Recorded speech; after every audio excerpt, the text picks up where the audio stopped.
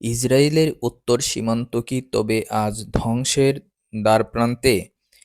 মাঝরাতে ইরান আর হিজবুল্লাহর যৌথ ক্ষেপণাস্ত্র হামলায় মুহূর্তেই রণক্ষেত্রে পরিণত হল জার্জির শহর।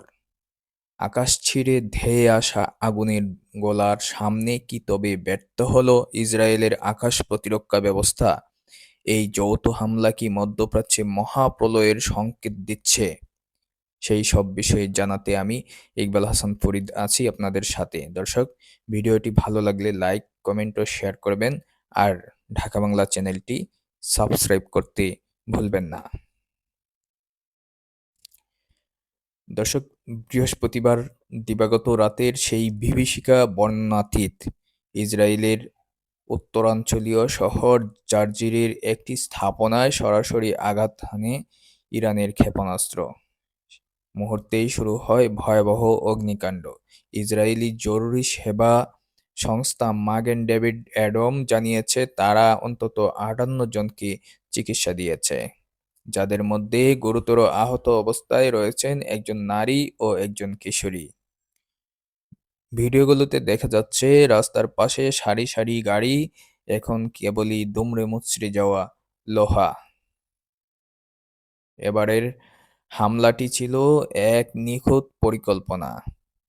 ইরানের রাষ্ট্রীয় মাধ্যম আইআরআইবি নিশ্চিত করেছে তারা সরাসরি ইসরায়েলকে লক্ষ্য করে হামলা শুরু করেছে।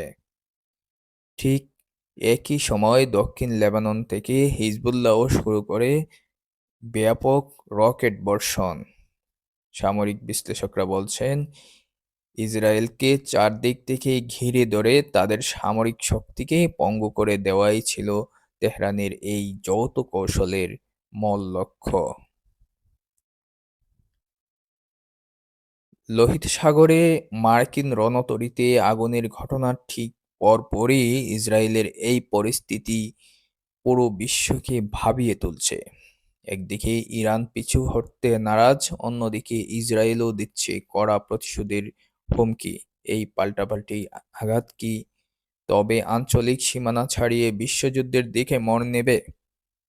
উত্তরের এই সংঘাত কি তবে স্থায়ী কোনো ধ্বংসযজ্ঞের সূচনা?